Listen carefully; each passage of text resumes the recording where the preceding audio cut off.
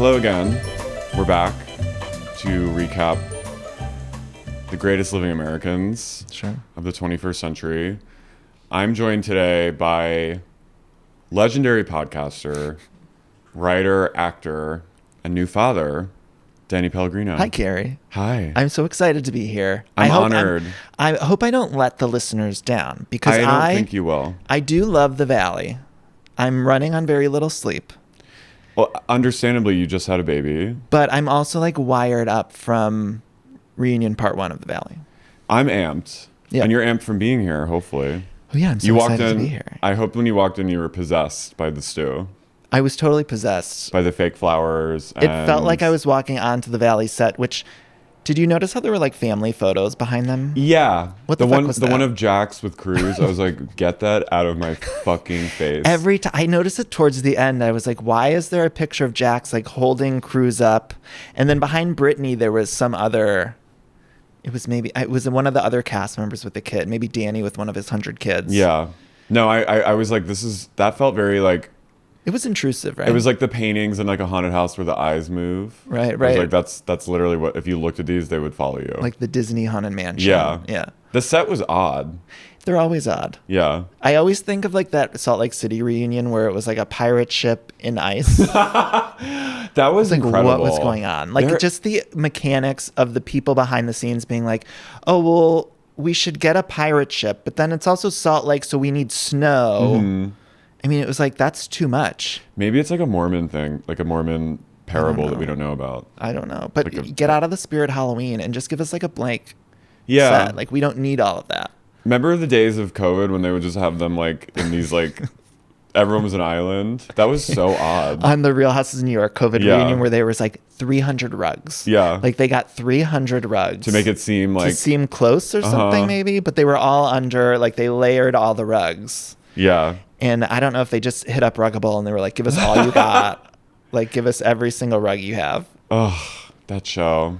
I know. Rest in peace. R.I.P. Yeah. So you've had a busy year. Yeah, a new baby and... you got married? Got married. And so, yeah, I'm kind of exhausted. But I'm like getting out of the... Baby's like just about 2 months old. So I feel like I'm sort of getting back into the world. And my husband and I are in a good groove now. But the first couple weeks was like a mindfuck. Have you held the baby or like kind of chilled with him while watching? I haven't held the baby yet, no. No. Well, you've never held your baby yet. Have you chilled with your son while watching one of these shows? Oh, yeah. So his ears have already heard like Brittany being like, obviously. Yeah, he's heard Brittany be like, date night. Yeah. I lost my sparkle jacks. Yeah. I lost my sparkle. And Zach yelling, I need you to be there for me, Brittany. Yeah. Yelling that. Yeah. So yeah, he's aware of the players, I'd like to think. I mean, it's sort of an early loss of innocence, you could say. Sure. Yeah. And I mean, focus-wise, he's just been sort of like in the bassinet while that's all happening. They're kind of like... But he's absorbing. Yeah. They're sentient to a degree, right? Yeah. But he's like they're now little kind of he's blobbies. starting now 2 months to like be able to focusing on things. Right. He's like more alert now. It's wild. Yeah, it's weird. But at the first couple of weeks or first month, they're just like a potato. Yeah. Yeah. A cute potato. Yeah, a cute potato. But now he's like smiling, and it really is every day. He recognizes you guys. And he's not necessarily giggling, but he's like making all these new noises and stuff. And so every day he's finding his voice. He's finding his voice. Do you have a dog? No dog. No. Any pets? No pets. No. Okay. I always love to hear about like how do they incorporate. I know. I wanted a dog, and my husband was like, no, not until, it's been a couple of years. We had been trying for baby, and so it was like, we'll wait until baby. Well, maybe then you can give him like sort of like a boyhood's dog story, like Shadow and Homeward Bound, like I don't know. Right. Yeah. It's weird though. I live in the Valley too, and whenever I watch the show, I'm like, am I going to be at PTA meetings with people from the Valley? Like, you might. I feel like it might be. You the might next be with step, like and Doute. That scares me. You and fucking Doute Doute. and she had a baby like we've been in contact. Really? Yeah, she had a baby like I think it was maybe a week after or something. So, yeah. And Nia, I don't know Nia, but she I think had a baby right there too. I'm glad you don't know her. Yeah, have you met? No, you've never. No. Yeah. I've met. I met Jax at a NASCAR race. Jax scares me. I had a period where probably the second year I was living here, when I used to live in WeHo near like Plummer Park, and so I would walk I'd go to the gym. I went to the 24-hour fitness in Santa Monica, which was like true scourge of the earth. But I would walk there and I'd be on Santa Monica. So we saw Jack Schwartz and Sandoval. We went to a NASCAR race, me and Simon, and out in like Ontario. Schwartz was very nice. He was the only one that was like, I'll take a picture with you. He's very sweet. Sandoval and Jax were like, I don't have time for this gay. I'm like, it's 11 a.m. They acquiesced. We have the time. They acquiesced. And the next day, Simon and I were walking to the gym together, and I said, I wonder when we'll see Vanderpump people again. And he goes, oh, there's Jax right now. Literally, clockwork. He was getting a muscle shake. Okay. Yeah. And it gave. That sounds right. Yeah, that was my reaction. The shiver down the spine. I was like, they're manifesting. It was kind of like that Tig Notaro story where she keeps seeing Taylor Dane. Oh yeah. I was like, I'm seeing this fucker, and and then I saw him again. Like, and then that was like, it comes in threes, so it was like over after that. Right. But I don't really know. I know Ariana. Yeah. But I don't really know the others. Yeah, I know some of them peripherally. I worked with Ariana and Tom on the Cocktail Book. Right. But Jack's like, I don't know if I've actually met him, but he makes me very uneasy. He was hot in person. I don't think so. No, I used to see him at the grocery store too, and I would run the Gelson's, and this was years ago. Yeah. Oh, I love that Gelson's. Yeah. Mm-hmm. It's a nice Gelson's. It's fancy. Yeah. It feels like a movie set. The last time I was there, my friend Tyler, do you ever watch The Challenge? My friend Tyler Duckworth from The Challenge, like the MTV Challenge. Yeah. The last time I was there, it was like kind of during early COVID, and there was like the lines outside where you had to wait in line, and like they would let 2 people in at a time or whatever. And so I'm like waiting in line, and Tyler's like, Danny, and he's like shouting at me, and he's like, I just got over COVID, and he wasn't wearing a mask, and he's like, I don't know where my mask is, and everyone in like the line was like looking at him because everybody was like, you could see everyone's face. I was like, Tyler, I love him though, but he was that was the last time I was at that Gelson's. How crazy was that we were like, yeah. I remember when my parents told me they had to go to like an over 65 or like 60 up like supermarket hour where they lived, and I literally burst into tears. I was like, oh god, this is so fucked. Like I was just, but I would, if I saw one of them during COVID in a grocery store, my stress would be amped. That one I remember specifically. Outside they would put the little like feet stamps on the ground every so many feet. Lots of feet to like keep everyone rainbow. And then colored. it was like one person would come out and they would let one in, and it was like so bleak. Yeah, it was like when they in the beginning of like MedMen or something, like the weed stores, when they would like have people wait in line. Is MedMen still around? I think so. Yeah. It was like the Apple store of weed shops. It was. Or is. But yeah, I think we like to like keep a distance. Because it's that way you can make fun of them without feeling bad. Yeah, totally. But I was pleased at this. I thought the reunion was going to flop, honestly. Me too. It was good. It was good. But we'll talk about, I really want to talk really quick about, there's a Best Friends Wedding sequel now announced in the works. Celine Song, who wrote Materialist, and which I liked Lives. Materialist. Did you like Materialist? I liked Materialist a lot of people, I think it was like divisive. Well, it wasn't. There was like a couple weird things. Yeah, but I thought it wasn't like, it was like a very non-traditional rom-com, obviously, but I thought it was really smart. I thought it was kind of like, it was very dark. Yeah. And a little melancholic. So was Past Life was Past like Lives Past Life was one of my favorite movies in the past 10 years. Like I love that movie.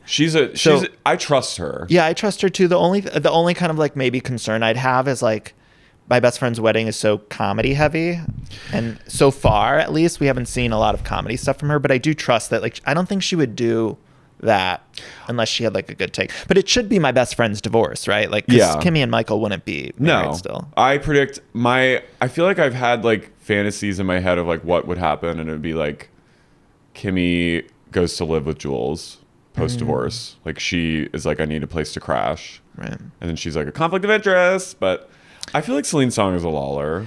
Not to bring us back to the Valley, but let's go. Did you know that Janet was Cameron Diaz's assistant? And Zach was Nicole Scherzinger's assistant. Yeah, like that's crazy. That's insane. Yeah. Janet's been in the background of everything. Yeah, she's been in the works. She's from Ohio. Yeah, Ohio. Yeah. Did you grow up with her? No. It's like in Canada. I'm like, do you know this person? You're both Canadian. And I know widely Janet. Everybody hates her. Right. Pretty widely. But apparently she's had to flee the nation. She had to flee to Switzerland, which is like, I've never heard of that happening. I do feel like a tinge of Ohio loyalty because we're from Ohio, though. We, on this podcast, understand that Janum is incredibly random and also annoying, but like, she does not deserve to be threatened. I think it's shocking that people feel that she's on the same level as Jax. Oh, it's insane. I mean, like, but isn't this the show?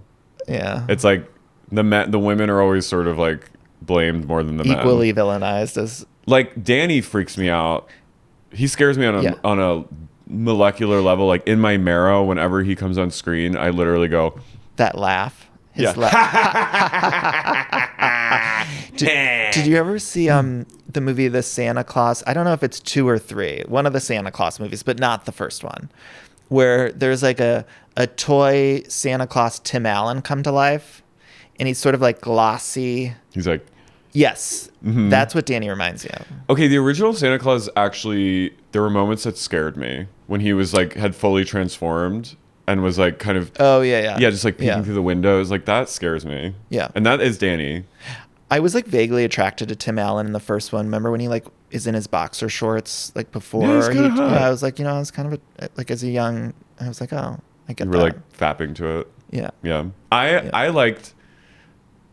liked that he was sort of like a douchey like dad, like divorced guy. That's kind of hot, unfortunately. That's why I'm like unfortunately attracted to Jesse. Did you find it attractive when you would do the voice like the huh? Or whatever that Tim Allen? Yeah. Or, no, Danny.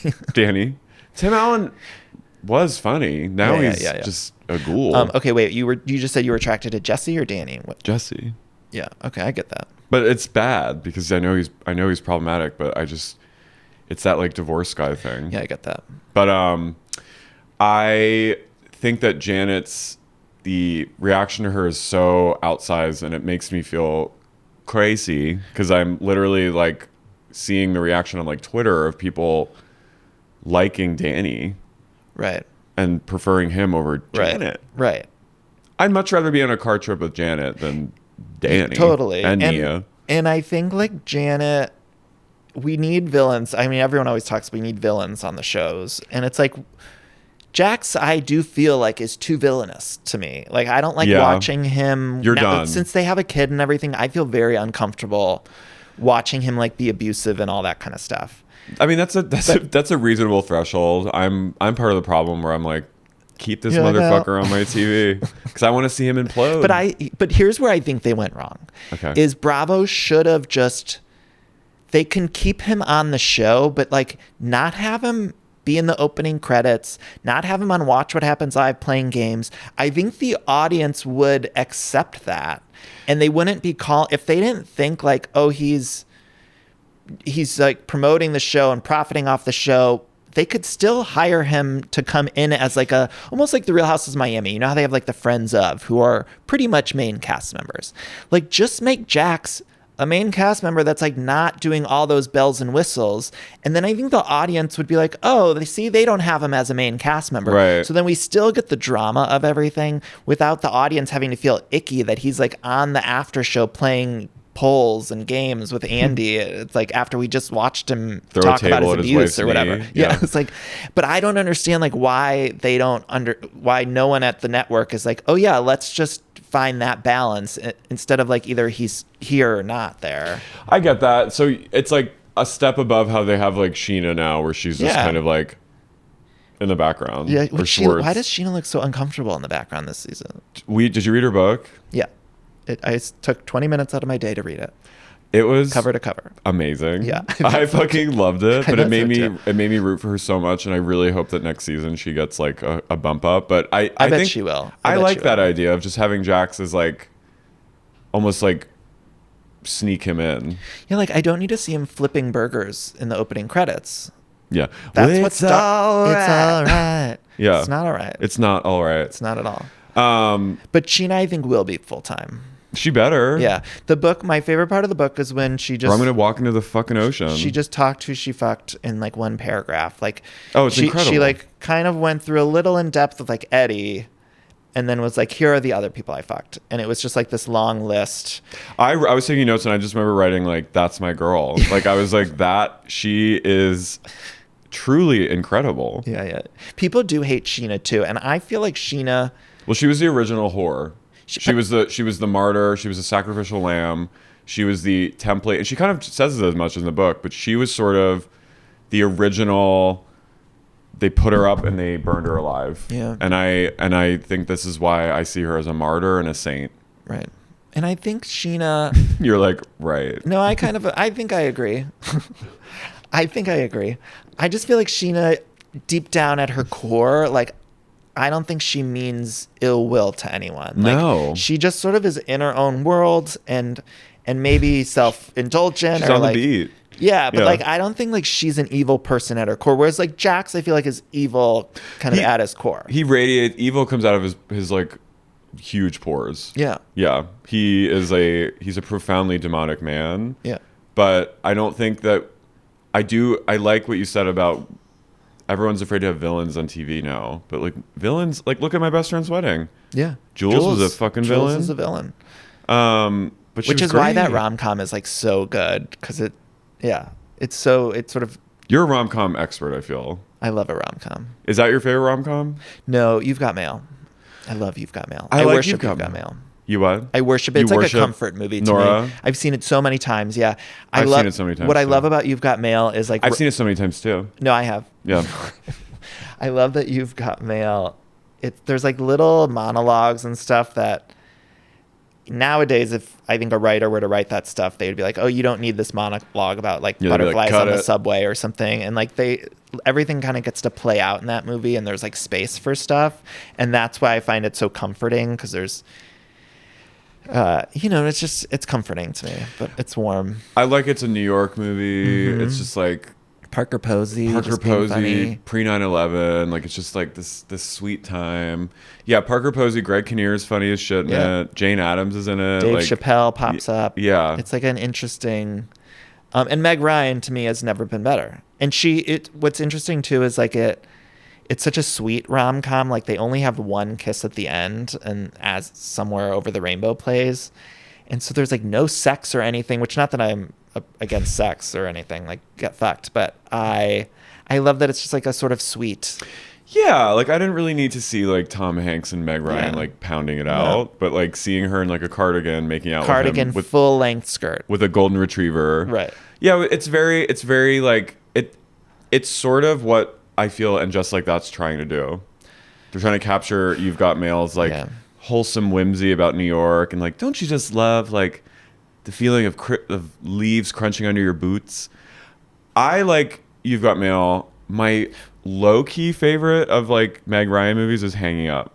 Oh, I love Hanging Up. Not just for like because it's just a bunch of divas in one movie, but the house. The house is the Halloween moment at the house. Oh, the Halloween moment. The Halloween moment so good. Radicalized me as a child. Where I was like, I was like, I'm gay. Isn't that? Yes. Like literally. I remember renting. I was right there with you. Yeah, there were like it's like fucking leaves in her house, and just so like I feel like they're up in like Laurel Canyon or something, and I'm just like, oh my god, I like. And there's the most like dramatic. There's the most dramatic moment. I think it's the Halloween scene where Walter Matthau comes drunk. In and it's like comes drunk. He's like, I should send that one back or something. And she said, throw him out, you asshole. Yeah, it's so good, but it's also bad. Yeah, it's terrible. But I just love all her outfits. She's so cunty, and I just love her sitting by like a bay window. Like, of course they're all rich. And Georgia, so I think like Georgia Magazine. Yeah, Georgia Magazine, and there's like certain moments where they didn't have a budget for hair extensions, so it's like they're trying to show the passage of time, and it's like, so sometimes they give Meg Ryan like a really random extension. Her husband's really hot in it too. I forget who that actor is. Adam Arkin. Alan Arkin is not Alan Arkin. He's old. Adam Arkin, isn't that his name? Maybe. He was in Halloween H2O and like one of those. He played her medical dramas. Yeah, he was like that guy. Lisa Kudrow. Oh, it's so good, but it doesn't get enough respect. You know, I was just saying I was worried about the SEP listeners with me coming on, that I would hope they like me, and now we're just talking about Hanging Up, so I hope they aren't disappointed. I literally will talk about Hanging Up. It is a podcast I Welcome co-host. to the Hanging Up podcast. I'm leading this. It's on me, and I take all blame, and I will like. No, but people I'll should step in see front Hanging of you Up. for this. Yes, please see Hanging Up. It was directed by Diane Keaton. It's a fucking insane movie. And I think I interviewed Delia Ephron once. Didn't she write it? Yeah, she wrote it, and she's Nora's sister, and I think Nora was supposed to direct it or something, and then I forgot what she said about it, but I was like asking her extensively about Hanging Up, and she, was there to promote her book. And I was like, tell me about Hanging Up. Growing up, my mom had, I think it was written by Nora Ephron and Delia Ephron, a book called Love, Lost, and What I Wore. Oh, yeah, and yeah. Which was a play, or it became a play or something. Felt very Carrie Bradshaw. They intersect, that show, and they're in the same universe. There's a book, Delia Ephron's book. The fucking faggot hour. I know. No, we're both just like queening out over it. Delia Ephron has a book that the audiobook is narrated by Meg Ryan. I think it's called Father, Sister, Mother or something. People have to look it up. But the one that's narrated by Meg Ryan, and it feels like if anyone's a You've Got Mail fan, it's like the best book because it feels like sort of Kathleen Meg Kelly. Ryan's monologues in that movie. Like it feels like that because it's written by Delia, who co-wrote You've Got Mail. I think with Nora, and Meg is narrating it. It's like my favorite thing ever. It's like my comfort if I need an audiobook comfort listen. Kathleen Kelly was sort of Carrie Bradshaw if Carrie Bradshaw voted. Did you ever see any of the? If she was registered to vote. But Kathleen Kelly, not to trick you on this, but Kathleen Kelly said she forgot to vote in the movie. Fuck. But wait. Did you ever see Sarah Jessica Parker's rom-coms? Till There Was You? I've never seen that one. You've never seen Till There Was You? Well, No. she wasn't the star. It was Jean Triplehorn and No, I've never seen it. fuck. Dylan McDermott. I'm ashamed. And Sarah Jessica Parker, and she lives in an apartment that kind of reminds me of Lara's apartment complex, which I won't dox, but like she has this sort of like Spanish style like courtyard, and it's sort of like a Melrose Place as a movie, and Sarah Jessica Parker plays like an actress who this woman is ghostwriting a book for. Would I like it? Yeah. Okay. Sarah Jessica Parker just playing a bitch, and I love it. I love that. Have you ever seen Failure to Launch, or what was the other one? I don't know how she does it. Yes. They're terrible. They're all literally AI before AI was. Yeah. She's had some hit or misses. Hit and misses. I'll probably get doxxed for this, but I don't care for Matthew McConaughey in a rom-com, and mostly due to the makeup department. Like he always is like heavily made up. You didn't like him in The Wedding Planner? No, I think I like The Wedding Planner, but they haven't figured out how to do his face in a rom-com, because rom-coms are, especially the ones he did, Wedding Planner, what was the other one? How to Lose a Guy. Failure to Launch. They're so brightly lit. And I feel like he's wearing a lot of stuff, and I'm like, it makes me uneasy. Like when I was a kid and saw those, I was like, a teen, I was like uneasy about it. Which maybe that was homophobia. Yeah, what's going on with that? Yeah, because I like a face beat, but God bless. I think he is made for like searing thinking man's dramas. I just watched during a baby feed, I put on Angels in the Outfield, and he's like sort of a background actor now.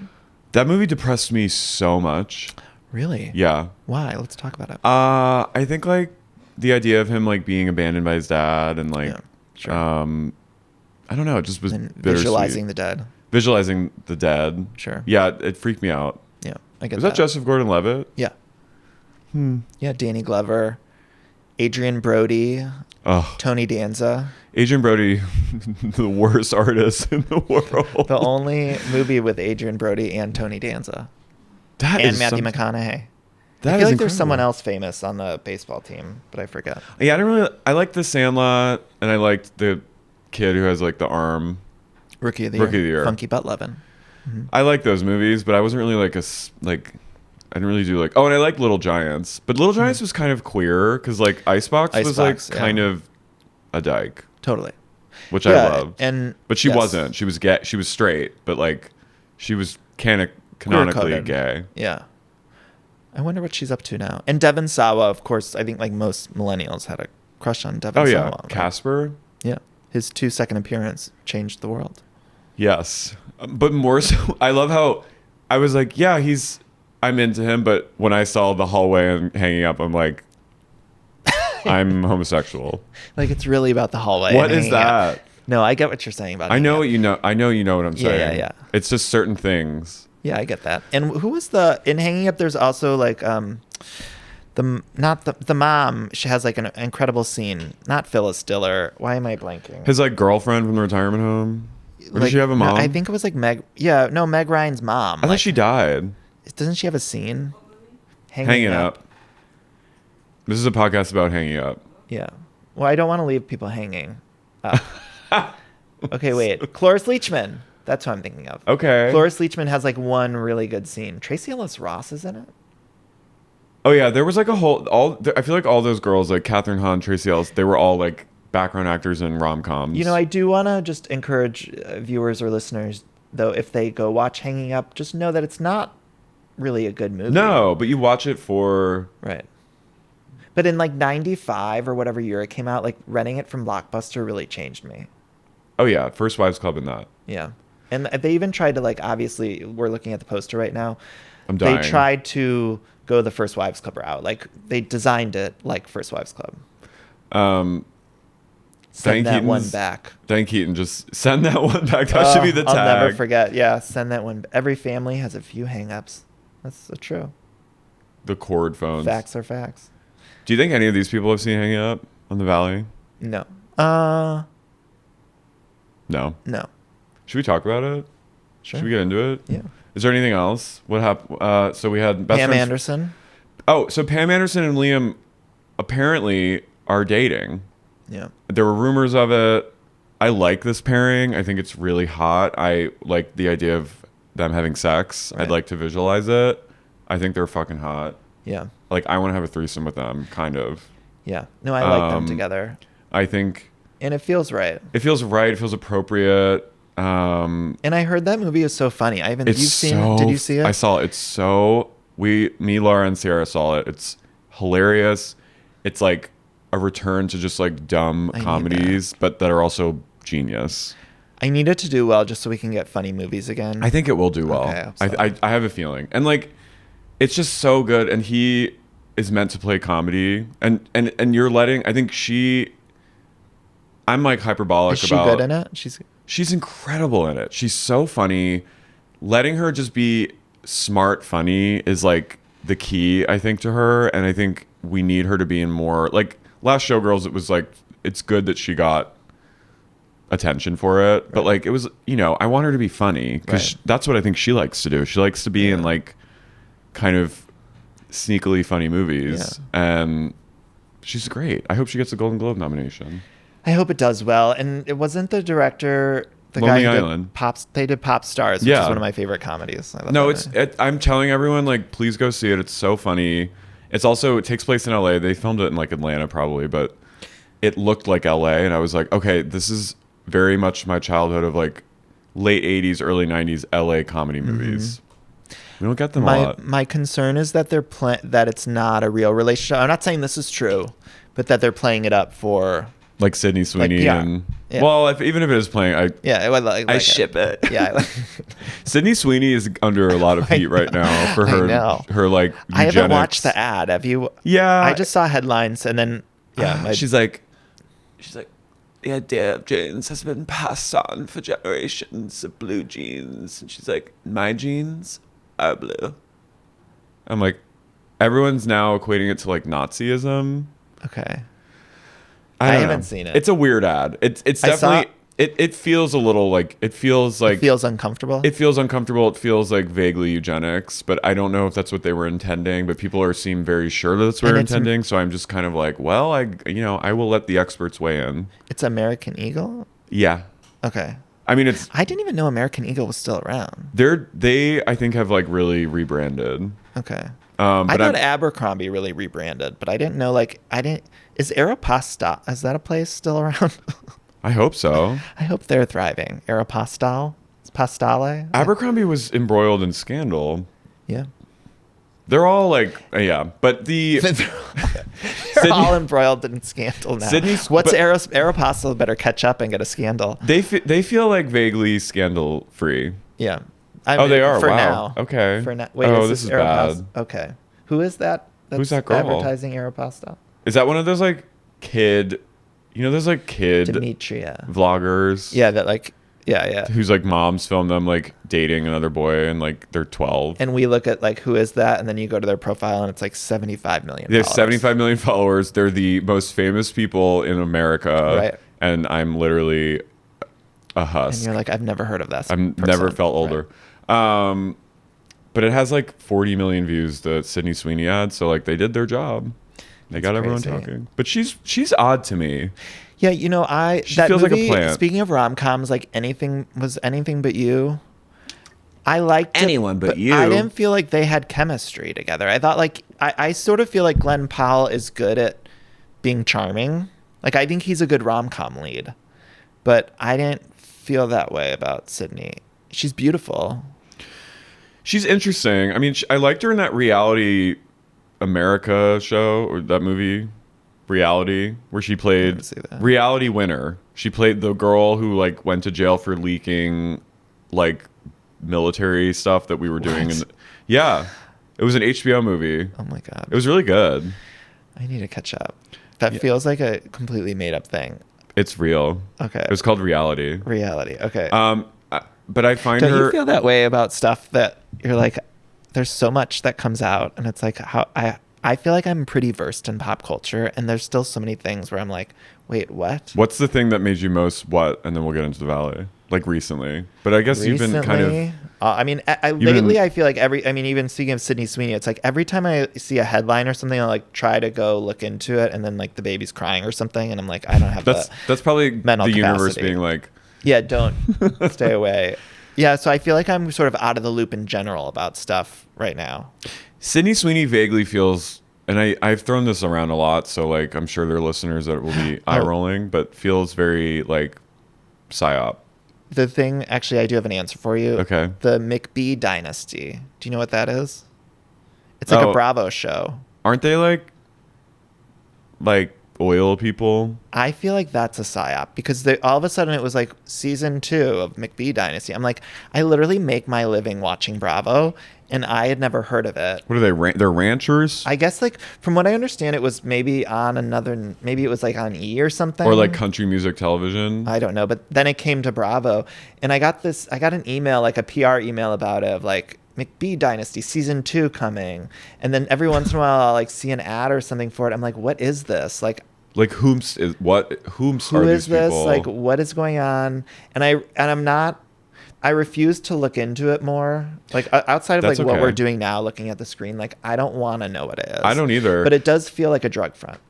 Okay, I see that. It feels I think they're trying to capitalize on like Yellowstone, but I don't want to look at these people. I refuse. Fuck them. No, I refuse to even learn what it is. Yeah, fuck them. But it does feel like something about it makes me very uneasy because I'm like, where did this come from? How is it already on season 2? Like, I shouldn't be this out of the box, enthralled in the Bravo universe and like not know what even this is.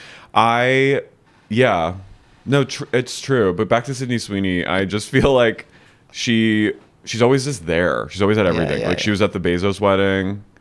I feel like she's just at all like these bizarre events. And I'm just like, you're an FBI agent. Did you see that Katy Perry went on a date with? Yes! What was we that talked about yesterday. What the fuck was that about? Bonjour. Bonjour. Québécois. No, they're literally... every news story I see about Katy Perry, I'm like, what? She is so fucking random. Like, everyone feels random, right? Yeah, but it's so random that it feels so right. You know, one time I got some Katy Perry fans got mad at me because I posted kitty cats. Yeah, this was years and years ago, but it was like traumatizing for me because I posted a video or a GIF or whatever of Joy Behar like at Disneyland, like they were filming The View from Disneyland, and the wind was so bad, and she like was losing her hat. Okay, so she was like, and I liked a song of Katy Perry. This was maybe Never. What was that song? Never Have or If It's Really Over. That Never one. Really Over. Yeah. I like that one, and so I posted a GIF of Joy Behar and it said like listening to the new Katy Perry song, but it was a compliment. You're like my wig. Because I love Joy Behar. But I think it was taken out of context. And so then I don't know if I got on some like sort of list or something, but then I was like getting doxxed, and it was really traumatizing. Her fans have been through a lot. I think they have been through a lot. So they're probably extra galvanized. They're more incentivized to be more unhinged because they're like, They've been through it. Yeah, they've been through a lot. You have to be really Especially careful with this past stan year. culture. Yeah. Oh, oh my God, speaking of Oprah and Gayle and Blue Origins, Bezos, there was a tsunami warning. Oh, yeah. Or a tsunami did hit, but it was I don't think we got a lot. But there was a big alert in Hawaii. It was coming towards Hawaii. There was a big 8.8 earthquake off the coast of Kamchatka, Russia, which is wild. That's like a mega quake. And there were rumors that Oprah was like blocking off her road in Hawaii to like for her to be able to evacuate, and it was like hindering people's ability to get through. I don't know if that's true. No, I did see that she released a statement saying that wasn't right something, or she didn't block it or something. I don't think that happened, but I just love like she's gotten a lot of flack for her Hawaii. I know, isn't it like she has like a whole compound there or something, right? Yeah, and there's these like very unwell conspiracy theorists were trying to allege that the fires in Hawaii were Oprah was somehow involved. There's too much news. There's too much news. It's too overwhelming. But I do like the idea of her blocking a path to safety is very funny to me. Yeah. It's just like, in terms of like out of touch celebrity. Yeah, like there's a tsunami coming, but unfortunately, like we can't get people to safety because like Oprah's compound is compromised. Yeah, like she's busy. Like Art Moore is there cooking chicken right now. Like we can't. Kris Jenner's there. Yeah, they're best friends now. They're friends now, which is weird to me. They're fully Weren't best they just friends. They were just at like a Beyonce concert. Beyonce. They were literally at Beyonce. She's with Chris. They were on vacation together. And they were like Gayle was like promoting Chris's moo-moos or something. What? I did see that. And I was like, wait. This is Chris's ultimate, like, she's won. Yeah. Gayle, Oprah, and Chris just... Chris's has moo-moos? Moo-moos? I think it was like... Mew-mews. I mean, again, I didn't really like look into it. I saw like a poster, headline or something. But I thought like Gayle... In my head, what happened was Gayle posted an Instagram or something where it was like, check out Chris's new moo-moos. But it wasn't a moo-moo. It was just like a flowy dress or something. But she was like promoting it, I think. That's what happened in my head, like at least when I was scrolling. Okay. That's how I read it. I believe it. Yeah. I think Gayle's going through it right now, too. You know, that's the issue with all this news, too, is like you just sort of... we sometimes make up our own... Oh, well, I get called out constantly for my misinformation, so it's okay. It's hard with a podcast too because it's like, I'm not doing. I'm a one-man band at mine. Like you have a team here on everything iconic. Congrats to the team. Congrats to the team on everything iconic. But you're your own team, and that's very impressive. But sometimes I'll be like editing, and I'll even like know I got something wrong, but I'm like, I can't like go edit it out or go re-record something, and then I'll just be like. The next day, I'll know that I'm going to get a bunch of messages being like, "You got that wrong." So you edit your own episodes? I do. Yeah, I do. I'm a one-man band. Do it all. You're like Keep a the overhead true. low. I don't know how she does it. I don't know how. Literally, you are. I don't know how she does it now. Keep the overhead low. Wow. Well, let's get into these. But I should probably have. I mean, I should. No, if it don't broke what's not. Yeah. Don't fix what's not broken. Yeah, but there's no research team, so it's just like.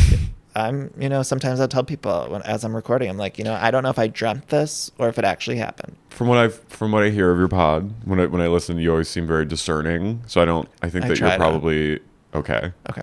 I trust you.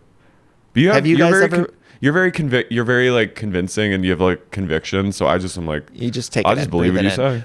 One time, the very first BravoCon, I had Tamara Judge had told me that they had like wanted me to do the Orange County panel, and she told them no, I wasn't. She didn't want me on it. So, Tamara? Yeah, and then she had told me. Then the next year, the next BravoCon, I did the Orange County panel, and she told me, she's like, "Oh yeah, I told them you weren't allowed to do it because she didn't like me or something." That was one of the biggest times I got in trouble. She's crass. I know, it's like you got me kicked off the gig. But I love seeing her. I need her on TV. Yeah, no, she's good TV. I need Vuki back on. Vicky, I know.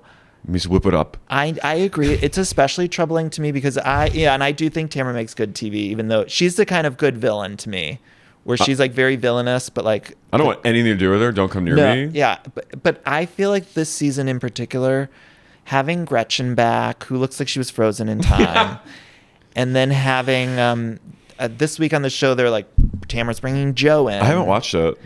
I just think like they need Vicky because it's like we're going back to the past, and if we're gonna go back to the past, like I do need my anchor of Vicky there. You need your love tank full. Yeah. Like even similarly to Jax, it's like, even if she's not going to be like full time or anything, like I do need some appearances from Vicky, especially if we're going to have Gretchen and Tamara talking about whether or not Slade's a deadbeat dad. Like that's what I need that. I need Vicky to weigh in on Slade. Yeah. They're like, they're cosmic enemies. Yeah. They've been at war for like lifetimes. 15, 20 years. It's like no, 15 centuries. They first met back in like medieval times. Yes, we need that. We need that showdown. Well, let's talk about the showdown. I'm Carey. I'm Danny. And you're listening to Sexy Unique Podcast, Valley of the Dolls, Reunion, Part 1. So we see they're at Radford Studio in the Valley, and we see, right? Yeah, I think so. And we see Brittany getting out of her car, and she goes, "Thank you, thank you, thank you, thank you," to the driver. "Oh, thank you." There's something about this cast. I do think they need they need like an elevated person on the cast. I don't know if I'm using proper language, but like, what do you mean, Danny? I think they need like someone a little more they need an aspirational couple. Like, I think they think that Danny and Nia are that, but obviously Danny is not. I think they sort of, at least especially for my podcast, the thing that I notice is like from listeners and stuff, is that a lot of people have had trouble hooking on to the Valley. I love sort of all the darkness of it. But the kind of what I hear is that if people are having a trouble hooking on, I think if they just had like one aspirational couple that like was... Okay. Because sometimes it can feel a little like... we need, some. I hear what you're saying, but I 100% I want them to be... It'll change it. I want them to be, like... even more in the gutter. Yeah. Yeah, I get that. But I hear what you're saying. I think, but for in terms of longevity, we may need that. That might be the recipe is to have just like a very rich, like kind of haughty couple. Because, by the way, I feel similarly to you where I like the gutterness of it. You're talking about, I hear from so many people that like can't hook on to it. And I'm like, sense. I think if they just had one couple, they don't even have to be like we're still gonna have all these other crazy people. But throw in like a very like an upper crust couple into the mix and see how they react. See how it works. Yeah, I like that. That's I don't know. I literally, the chills that went down my spine just now when you said, I guess Danny and Nia are that, they're trying to make them that. I'm like, it's so true. They're really trying to make them like the new, like, it couple. And they're not. They're literally weird Christians. And I think sort of like that, the kind of trashiness on Vanderpump Rules worked because it was like they're secular servers. I don't know. But they were godless. Yeah, but like now... They were awesome. They were godless heathens. Something about like the parenting aspect of the Valley. Like I think they just need like more of a housewivesy couple that people can latch on to. I hear that. They could almost I don't know. They should bring Bethany in. Bethany should move to the Valley. She would eat them alive. She would eat them. She scares me. I was in the Hamptons recently. I've talked about it. And I went to Round Swamp Deli or whatever, where she got kicked out for the chicken salad debacle, and then Kelly Bensimon went like a day later and was like, I love Round Swamp. I've known this family for decades. That's a feud for the ages too, since incredible. medieval times. Like Bethany and Kelly Bensimon will always be, and I hope they always will feud. They will. Yeah. But I'd love it if they brought Bethany into the Valley. Yeah, Bethany would just come in and be like, what's going on? What the fuck are you doing? What the fuck are you doing over here? I heard something about Bethany when, I don't know where I heard this, but I think she had given an interview or something where she said towards the end of her Housewives of New York run, like she was only giving them like a certain amount of time. Like even on cast trips, she would film like a day less than everyone else. And she would come in and she knew what they wanted. So she'd come in and just like pick the fight and then like leave. And I don't know why, like the visual of that in my head of like everybody else has to like show up on a Monday, like go to this cast trip. They have to get settled. They're getting mic'd up and stuff. And then I just picture Bethany like the next day coming in and be like, mic me up. And then like just a Tasmanian devil just starting picking fights. But Ramona, what the fuck are you doing? And then like fighting with her and leaving after 15 minutes. They can never make me hate her. I'm sorry. She's my ultimate like problematic. I stand in my love for her and I don't care. I know she's bold. Like, I know that she's absolutely cuckoo now, but I'm like, she's the template. My favorite Bethany of recent is when she did the crab boil in the hotel room. Do you remember? Disgusting. It was like the best, funniest thing ever. Like just eating crab in a with front-facing camera in a hotel. I was like, bed. what is this for? Yeah, It was for me, I guess. It was for us. Yeah, it was for us. But yeah, let's. So we see Luke. He's walking back from Crafty. Are you attracted to Luke? Well, I think he looks like I've said he looks like a caroler, like one of those like Christmas. Oh, yeah, like, totally. He's very rosy cheek. I don't know. I've grown to appreciate him more. I think he's like probably a good guy. Yeah. I think he really loves Kristen, and I think he's devoted to her, and I think he's like kind of nice. But Yeah. I also am afraid of him. I feel like we'll get to know. They've only scratched the surface on Luke so far. Because first season he was like sort of, was he even in the first season? Yeah. Yeah, he was like sort of around. And now second season, obviously he was getting engaged and going through the pregnancy stuff. So I think like we haven't gotten to like the nitty gritty of Luke yet. I mean, we've theorized that he's in like a militia in Colorado. Interesting. And that his and Kristen's baby is like the savior of the militia. Okay, I'll think about that. Yeah, I'll sit with that. Put that just a little feather in your ear. Yeah, I do like that caroler vibe is definite. Yeah, for sure. He walks by Andy. He goes, "What's up, Andy?" He's bulking. He's got like I feel like I do feel like he's very gassy. I feel like he eats like a lot of protein. I feel that way about Jax. I feel like Jax is just farting like up a so storm. gassy. Yeah. Did you watch him Just Like That? Yeah, this week. Yeah. Okay. What part do you want to talk about? The Seema's deodorant arc? No, no. We'll talk about it later. So we see Jesse's like talking to Andy outside, and he's wearing like a blue fur coat from like the 1970s. Okay, Carey, was that explained, or was that not explained? No, it wasn't explained. Okay. He was wearing a woman's coat. It reminded me of something that like one of the Olsens would have worn in like 2002 in Adelia's catalog. Yeah, or like Alexa Chung. 100%. Yeah, I was like, okay. Also, we never got into like his relationship with Anna Nicole Smith ever. Oh, I love that they hooked up. Yeah, but like, I need Andy to address it at the reunion. Like, I think he will. I hope so. Andy definitely like gets a kick out of Jesse, I feel. Oh yeah. Andy always likes the boys. I mean, even Jax, I think he gets a kick out of them. Did you see Andy with the banana phone? Did you write that? Yeah, I like that was a good. Yeah, I was like prop comedy. Yeah, he was doing Carrot Top. I want to know more. Like, I feel like Anna Nicole and Jesse had really good sex for sure. Yeah, and that makes me really respect him because I love her so much. I feel like he is a real one for recognizing Anna Nicole Smith's power. The throwback pictures of him from that era with the longer hair and the tongue ring, like. Unfortunately, I am very attracted to that version it's okay. This is a safe space. Yeah. He is hot. You think that him and Michelle will hook up next season on a cast trip, right? Yes. Yeah. Okay. They still are deeply attracted to each other. 100%. I've seen him in person. Around. What was he doing? How did he look? He was with his daughter in like supermarkets. I actually thought I saw him in person at the post office, but it wasn't him. It was just like a guy in a hat. Danny or a guy in a hat. We look back on, so they all assemble, and we look back on Jax and Brittany 6 years ago on the couch. Yeah, and Andy's like, "Do you think you guys are gonna get a prenup?" And Jax goes, "No, we don't need a prenup because we're gonna be together forever." And Andy goes, "Really?" And Brittany goes, "Yes, yes, yes, yes." Literally, her accent has gotten so much thicker too over the years, which I don't quite get, but. Is it a trauma response? Probably. She's like, "Be back in Kentucky, my safe place." Yes. I hope they bring out Sherry at some point in a frosted lip at the reunion stage. 100%. Like, I want to know, like, what does she think about everything? Is Mama still with us? I think so. Yeah, bring her out too. Bring them all out. Michelle and Aaron.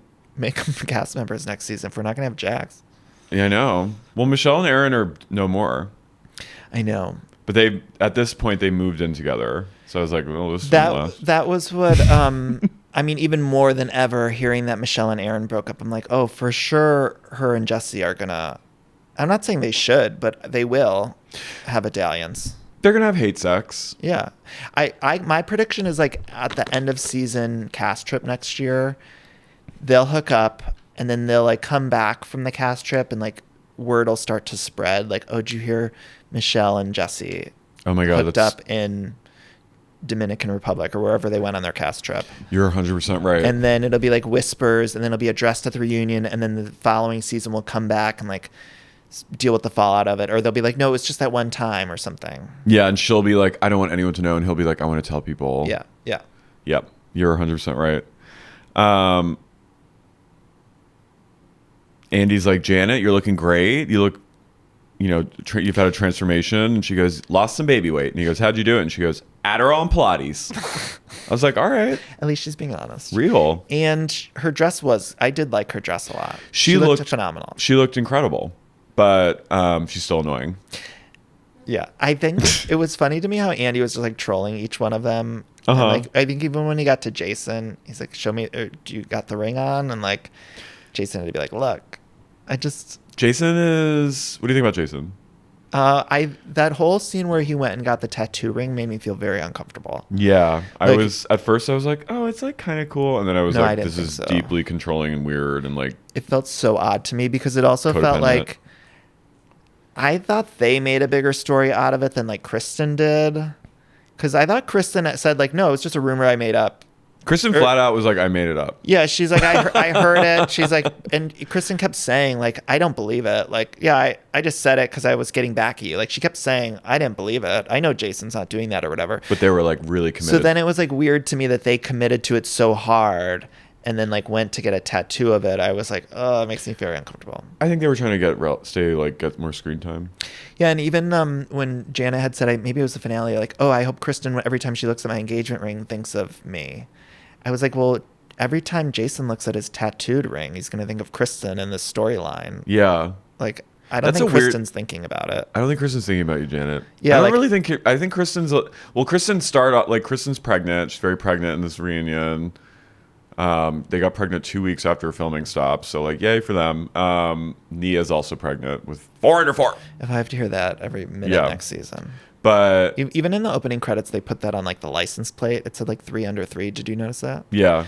Like, it's gonna be all right. It's gonna be all right. But Kristen's just right off like, motherhood's changed me. I'm humble. She apologized to Janet? Like right off the bat, she goes, I'm sorry I called you a whore and threatened to beat you up. Yeah. And Janet's like, okay. Yeah. And then Janet even said like, you're gonna be a good mom. Yeah. I thought like these two. She will be a good mom. She will fight for her baby. Oh, yeah. Yeah. Can you imagine drop off? Mama Bear. With Doute? Don't fucking come for my kid. I love Doute, and I'm so happy she had like a good season. Yeah, me too. I feel happy for her. And he goes, how's the divorce? You're still on track to get a divorce? When's that happening? And Brittany goes, hopefully soon. Hopefully soon. He won't sign the papers because he's trying to get money. He's trying to see if he got fired. Yeah, Jax like prolongs the divorce to like fuck Brittany over. He's such a piece of shit. He's the worst human being. Like that's his son is being affected by this. And I even hate how it's like he tried to put out that statement of like, I'm leaving the show to like get help or whatever. And then like the first episode of the reunion, we find out, oh, he's holding on to his job for dear life. Like he wouldn't just voluntarily leave the show. Like Brittany flat out says he's trying to find out if he got fired. Right. And to get alimony. And it's like, dude, just stop. Yeah, you're right. The son's involved. That's where I think things with Jax are too dark. It's like if he didn't have the kid involved, like I don't think I would feel that way as much. But knowing that they have like a son and he's playing these crazy games. A son who needs more care than like you're like. It's so unconscionable. Yeah, it is. That is like the one caveat where I'm like, I need to like. And even when Brittany said that thing about the alimony situation, he didn't even deny it. He's like, yeah, well, yeah. No, he's a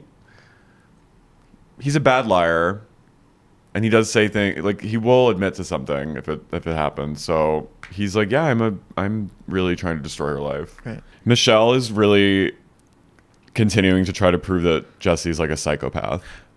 Yeah, and isn't there something? I mean, I know she mentioned she's loves Aaron, and I think she talked about like whether or not she wants to have a kid with Aaron, said Aaron might want a kid, and they're like talking about whether or not she could get married to Aaron. And there is something so dark to me about like the fact that they filmed it pre their breakup, and so it's like we know in real time that they're broken up, but she's still talking about the relationship, like how great it is. Like that is so bravo to me. Do you think she's partially doing it to like dig into Jesse? Totally. Yeah. But I never trusted that Aaron guy. He always made me very uneasy. You mean this? The eyes. Yeah, his eyes. He had like something was up. And that honey company was weird to me because wasn't it like named after drug stuff? He felt like he was shrooming at all times. Yeah. 100%. Like he felt macrodosed. Yeah. Like, and he was like a honey house at like the base of Runyon Canyon or something, where I live near there, and I'm like, I'm waiting to see big eyes in my neighborhood. Yeah, lurking walking my dog. Ah! Do you ever see that guy at Runyon Canyon with like the boa constrictor that he walks with? No, but I would literally jump into the ravine if I saw that. It's very odd. I mean, one of the things about Los Angeles, people walk with strange pets. There's a guy I saw walking with a bird. Oh, that might be my neighbor. I mean, God bless. He bless. has 2 parrots. Good for him. I saw a guy walking a turkey in Manhattan outside the Met once. A turkey? Like a turkey vulture. Exercise is good. Yeah. So I'm sorry. So what were you saying about Michelle? she keeps trying to prove. She goes, Jesse is very charming and everyone likes him. I don't know why a producer can't give her some Red Bull or something. Yeah, she's very We're on flat. Camera. Yeah. I'm not even saying, it's not even like her cadence. It's like her energy level is low. I wonder if, because these newer people are not as seasoned as the old school with like reunions. Well, that ain't my job. Do you think they take like a beta blocker or like so they're just sort of like, somebody needs to perk them up before they get in front of that red light? Yeah, you take you drink a Celsius right now or it's you're showbiz. Fired. Yeah. So we need you to perk it up if you're on camera. Yeah, like I agree. It's like sometimes when I'm watching Michelle, I'm like, I'm zoning out because she sort of feels like. No, I'm literally. And people probably think that about me, but I'm not on a major network. I don't think now. anyone thinks that about you. you. You're on a major network. You need to perk it up to be on camera. Yeah, if you want to be on the next season, you will. Not saying you need to do a Jax's Coke or whatever, but you need to do something to like wake it up a little bit. And then sorry. No, God bless her. Rant away, please. She's a bit of a snooze fest. Yeah, I feel like I'd like Michelle because I side with her pretty much on life. I think Jesse and Michelle have the best, at least, home taste. Oh yeah, their homes. Have we seen Michelle? But I feel like she and Jesse lived there together. Yeah, I feel like they decorated it. It's the most tasteful house of any of them. So I at least side with them there. Right. And Isabella obviously loves both of them. So I'm like, oh, I think they're like good parents and everything. But yeah, she just loses me. I feel like Jesse, and that's the reason why I think a lot of the audience tends to side with Jesse is because he's more charismatic on camera. Yeah. And I'm like, if Michelle was just a little more charismatic, I think the audience would like side with her more. Unfortunately, I feel like she struggles with knowing that he has more charisma than her. So she is like very upset about that because she feels like she has seen a side of him that we all don't see. And it must be hard to be sort of a boring person. Yeah. And I also want to defend in this world. I want to defend her in that like in real life, you don't need that. No, of course not. But it's like, this is a television show, though. But you signed up to be on a show with your husband. Now he's your ex-husband. And, like, if you're going to stay and, like, be on a TV show with a very, esteemed lineage, you need to step it up. But I want the best for her. I do. I think if Sheena comes on, I think they're really close. I feel like maybe that'll... And it also doesn't feel like she has a good ally. Like even when she's doing the scenes with like Brittany or Janet or whoever. Sucks. Like I'm sorry. Brittany is a terrible She's friend. She's a bad friend. But I don't think Sorry. Michelle doesn't seem to have like a close person. No. And I feel like I was seeing the girls read the room. They read the tea leaves. They read Reddit. They see that people are like, no one is giving Michelle any like support. So they all were very much jumping in to defend her this time. And I've never seen them really do that. And I think, unfortunately, they just forget she's there. Yeah, like, I don't see any connections. I don't see any connection between, like, Brittany and Michelle or Janet and Michelle or... Yeah, they kept being like, she would say something to Jesse and be like, yeah, that was rude what you did to her there. Even when they stick up for her, I'm like, I don't feel like they actually feel that way. No, they don't care. Like, they're sticking up for her and we're hearing the words, but it doesn't feel like they have a connection with her. I want Brittany, I feel bad for her. I think she's been abused mentally and physically, and I want the best for her and Cruz. I really genuinely do. But I think that she kind of sucks. Well, yeah, as a friend, like... She's also very narcissistic. Zach and Kristen were right when they were like, yeah, she's not... I've done a full 360 with Zach where I'm like, get away from me, and now I'm like... Oh my God, me too. He's like my favorite. Yeah, me too. And I want him to have better friends. Yeah. No, I love Zach on the show. The first season I wasn't sold on Zach. I was and like, now I'm like... get away from me. No, now I'm like, Zach is the star of the show. He's the star. Yeah, he it's his show. deserves everything. Yeah. Jax, that's the fun of these shows. I know, right? That's the fun. It's always next a mystery. season. If I come back here next season, I'll be like, Michelle's my favorite. Yeah, she's the most compelling on camera. You know, like it's the fun. Jax's possible vasectomy gets brought up, and then Brittany goes, "He's gonna have 20 baby mamas if he doesn't," and then she high fives Kristen. I was like, Kristen, get better writer. Kristen goes, "Fuck yeah!" And every time that Brittany would say something about Jax, Kristen would go, "Mm-hmm." Yeah, because Kristen's in love with Brittany. Let's be real. They're the end game. Their end game. Yeah. Yeah. She goes, yeah, totally. Nia and Doute bond over pregnancy. Nia still hasn't sold me either. I had a flash watching today where I was like, he's going to run for state senate in the next 5 or 10 years. And she's a perfect politician's wife. She is... I could see that. She came to this reunion mad as hell, ready, media trained. She knew exactly what to say. She's in her pageant mode. She's turning her head. Oh, yeah, totally. Like, she is...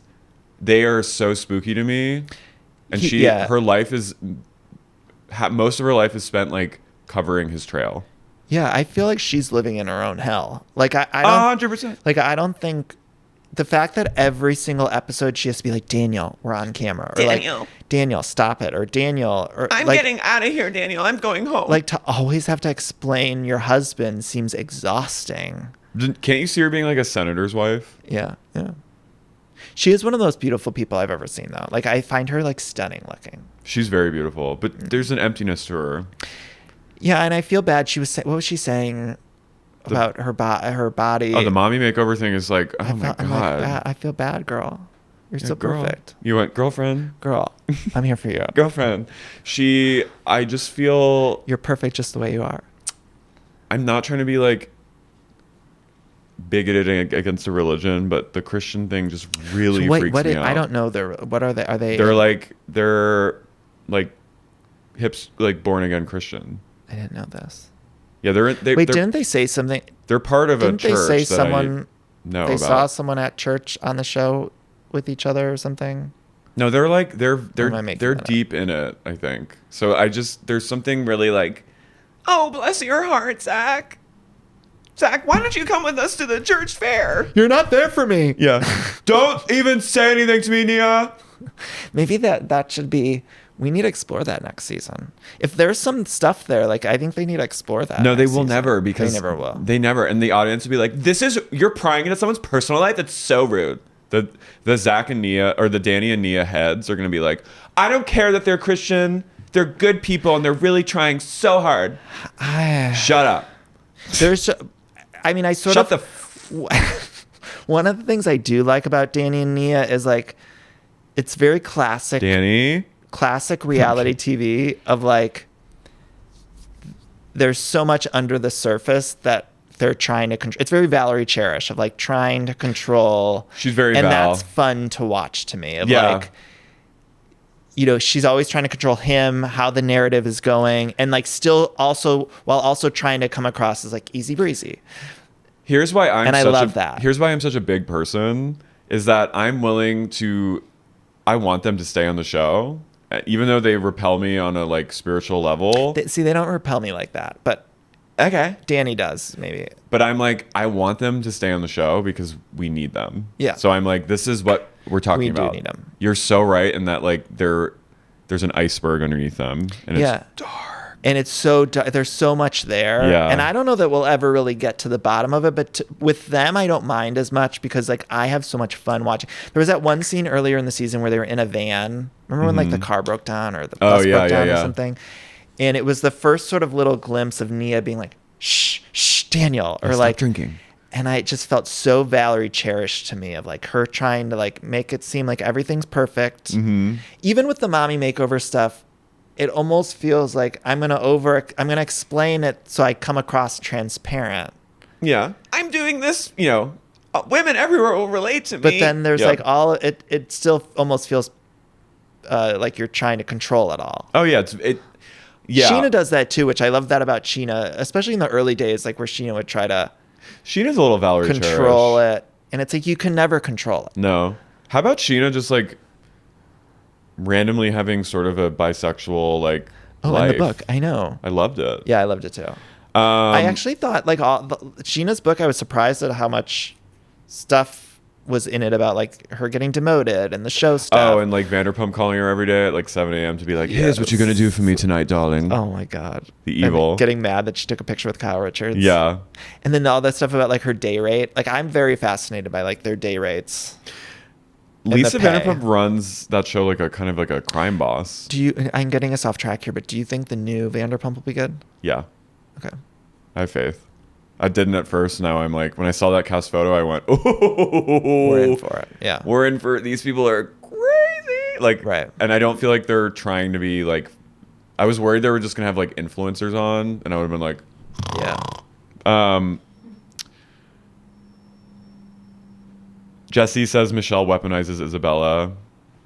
And then Michelle goes, I don't agree with that. And then Jesse goes, check the commenters. I was like, shut up. That was the worst. Yeah, I know. And she goes, you are basing this on what people are saying online. And didn't also Jackson, Janet have a moment about like talking about the online response? Jax was basically like, you are obsessed with Reddit. And it is important, I think, for any reality. Like we can't have these it's also infiltrating these shows way too much. It's happening on Orange County Housewives right now, but it's like, we all wanted the fourth wall to be broken, but now it feels like everything's about like the commenters online or the bloggers or the podcasters or whatever. And it's like Salt Lake too. I need them to all sort of stay away from it now. Like I want them to all sort of like live their lives and let us comment on it.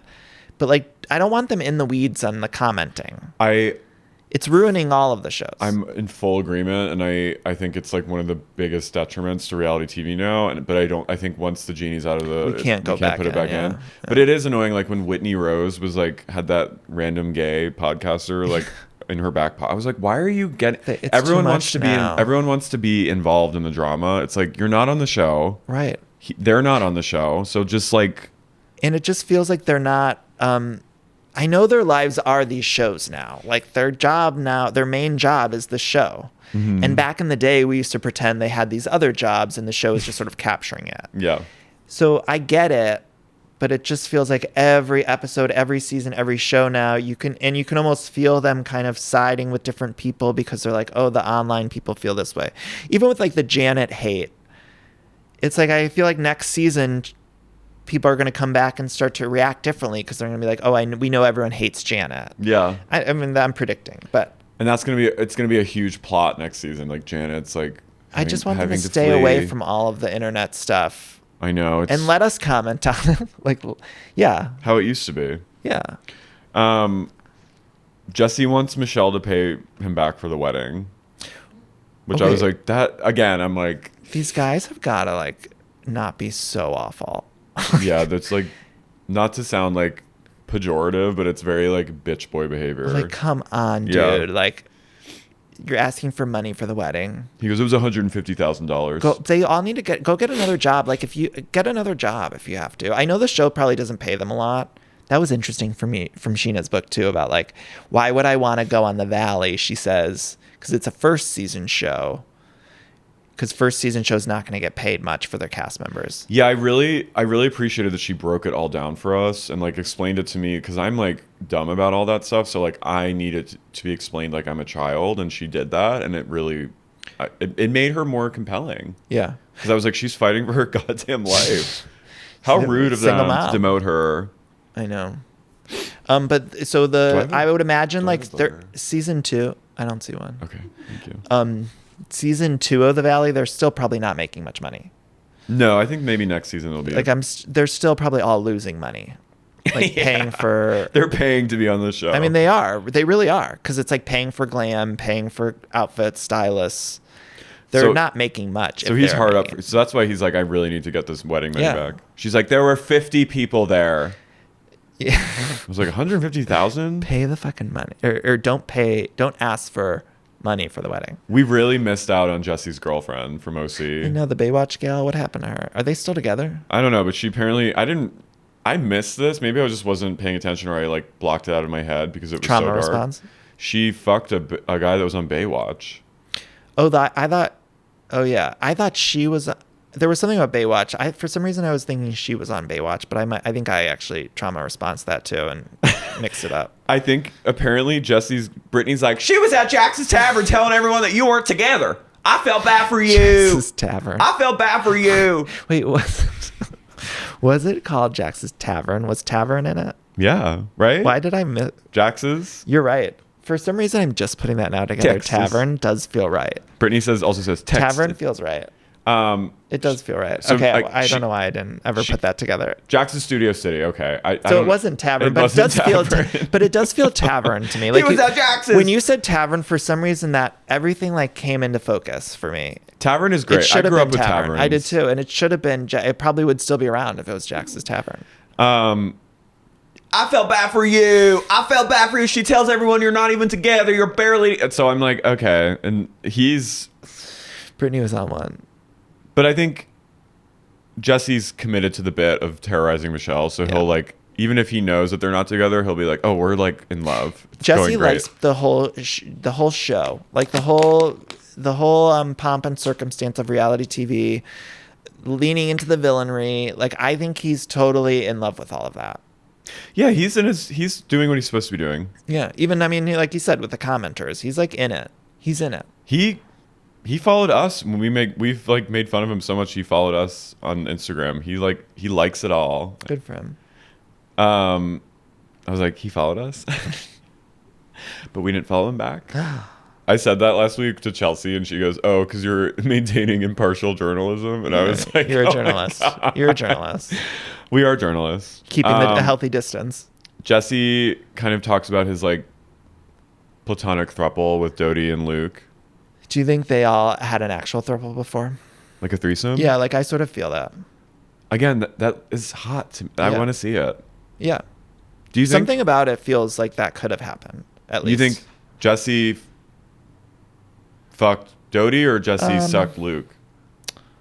I feel like Luke wouldn't be down with another man. Yeah. Yeah, I feel like it was. Or maybe you know what? To be honest, I feel like it was like a playful Friday, Saturday night where it was just like it didn't go very far, but it like kind of started to happen. Haven't they all sort of like, didn't Doute kind of eat out Brittany? They had like medallions. So yeah, this stuff happens. Yeah, it happens. But I just feel like, pre-baby, I don't know. I feel that maybe it started to happen and then it was just like, oh, Luke was like, too drunk or something. Luke was like, I can't do this. Jesse's like had his share of these kind of situations. I feel like Jesse has probably done all sorts of stuff. Like I feel like he's talking about it. He's pretty much explored it all. But Luke is like kind of innocent. Yeah, Luke is not explored at all. And I think Kristen's probably obvious. I mean, Kristen's explored. So she's a soldier. Yeah. She's in the trenches of sexual. Good for all them. Yeah. Danny and Nia did move to Santa Clarita. I don't think Danny and Nia have explored much. No. I did see online, and this might have been like a made up news story, but that like their Santa Clarita home was haunted. Like, when you go on Facebook and like it shows a news story and it's like an obviously fake one, like from a weird website name. I saw one, I don't know where I saw it, but it was like their Santa Clarita home they had to like re-put up for sale because it was haunted. And I don't think it was true, so I don't want people to quote me on it. I think it was like a made up clickbait thing. But the idea of it really interests me. Like true poltergeist. Like that's like poltergeist. Like out full there. Ghosts. And like we just moved into this home and now we like 4 under 4, but there's ghosts. She goes, it's actually 5 under 5. The 5 is the demon. Like, I don't. There's a demonic presence here, babe. Yeah, I saw it and I was like, that feels right. I mean, let's just say it's true. Yeah, we can say it true. I reported on my show too, even though I don't believe it to be real. Danny, after they said, Danny goes, you finally got her. You finally got her where you want. And Danny goes, that laugh. She goes, he's like a ghost from Spirit Halloween. and he goes, it's pretty far, right? And he goes, 20 minutes. And Nia goes, it is not 20 minutes. he goes, it took us 18 minutes to get to Cruz's birthday party and and she goes, Well, it's closer to the valley. She's miserable in that haunted house with all the fucking kids. they can go to Six Flags all they want. That's true.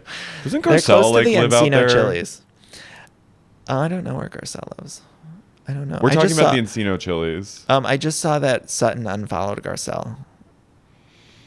I don't I know. care. I felt important to note that. No, I'm I'm glad you brought it up, but I'm like, aren't they always unfollowing each other? Yeah. And So Garcelle had followed Sutton first. She followed the whole unfollowed the whole Yeah, cast. and I just also, this is more about my show, but I did report that I feel like on Beverly Hills, none of them actually like each other. No. And I had said that Except on Teddy my and show. Kyle. I was like, none of them are friends. And even the ones who pretend to be friends aren't really friends. And I got a lot of flack from people. They were like, no, Sutton and Garcelle are friends. And it's like, no, time after time, if you really watch these shows, what you learn is that none of them are actual friends. No, I think Sutton and Jennifer Tilly are friends. Yeah, maybe. But even when one of them leaves the show, I feel like they probably won't be. I think Yeah. Kyle and Teddy are the only stone Even face. I don't know. You're a truther. I'm a truther, believe it or not. You're like, follow the money. Just saying. The horrors of the boy chat are discussed. That boy chat scares me. I love how Zach was like, I saw a badge, I was out.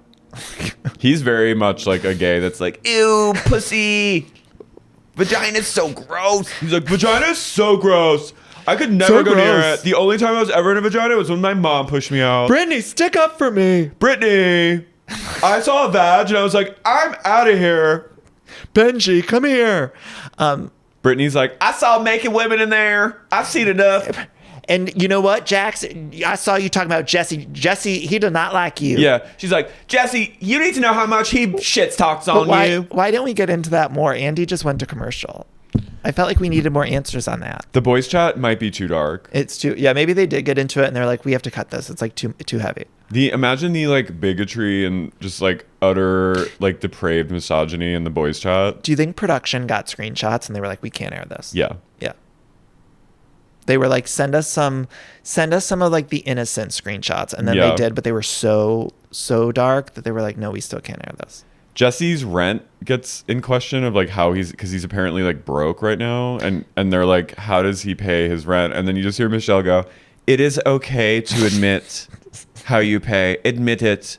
It is okay to admit how you pay. What is she trying to, is it?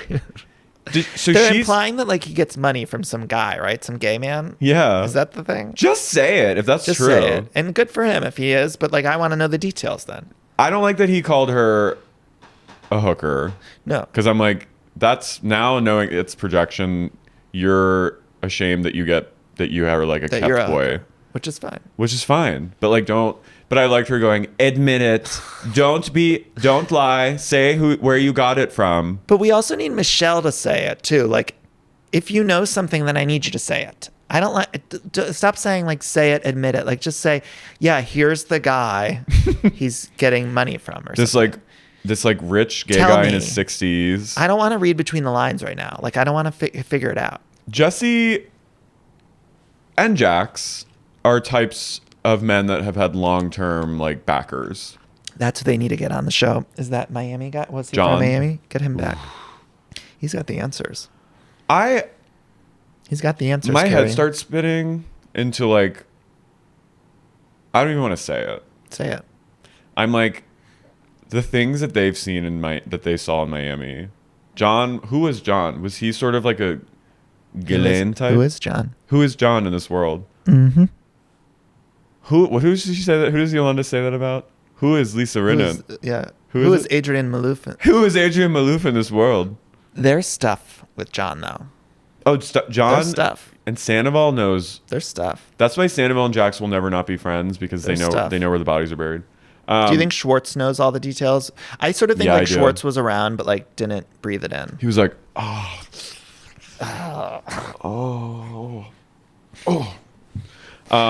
do you think they'll bring Schwartz in next season? Yeah. Like full time? But how do they do that without Jax? Sandoval. Apparently Sandoval. There's a rumor that him and Vicky Lee are being... I don't know how I feel about that. Oh! You want it? Well...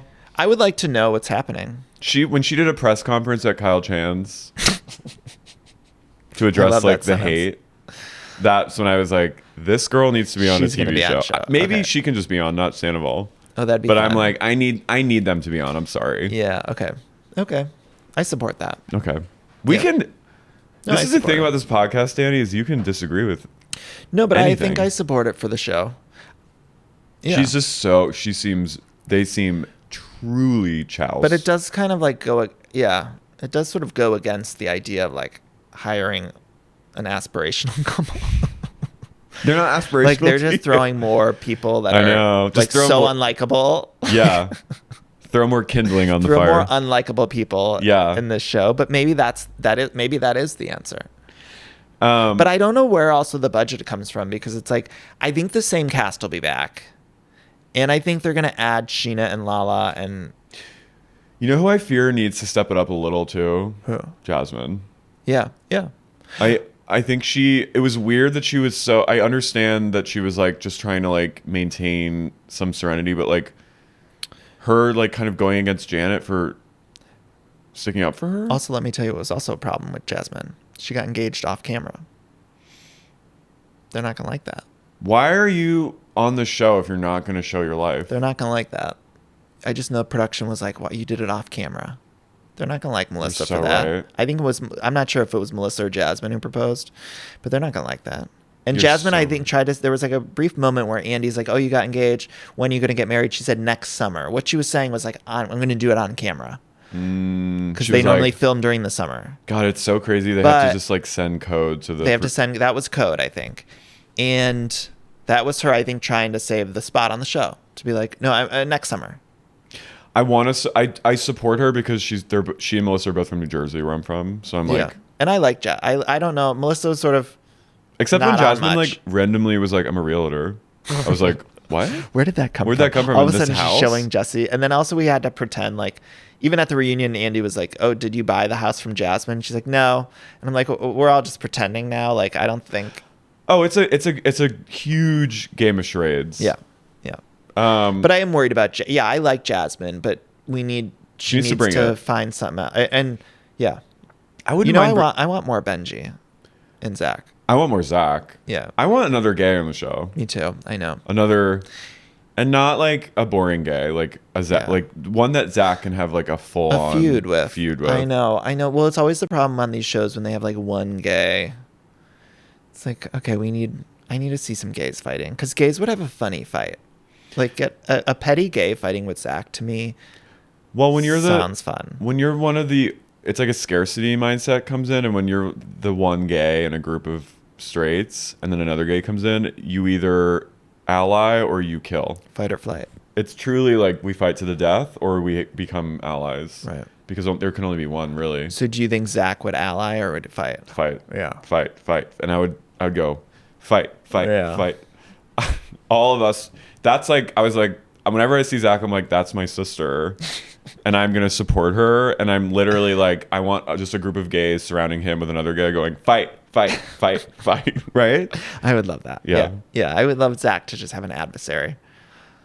I liked when Jax said, Janet, you live on Reddit. I know. I was like, she's like, no, I just scroll or something. Yeah. She was like, she's like, I just scroll from Zurich. Jasmine from Stad. Or Janet and Jason were very non-entities. I was sort of expecting, I mean, I'm sure we'll get into it. It looks like next week it's like Danny and Nia versus Janet and Jason. But I don't know. I was sort of like expecting, because Janet and Kristen were so central. So the fact that we opened and they both just sort of apologized to each other and moved on, I was like, oh, this is weird. My sense was that Janet is like read the room, and she's like, I need to be minimal with what, like, anything I say will be used against me in the court of Bravo, and I think I need to just be kind of mute. But see, this is what's worrisome too, is like if Janet is reading all this stuff and realizes like the whole audience hates her, I don't want her to change course too much for next season, because it's going to be bad. But see, she was a fan of the show.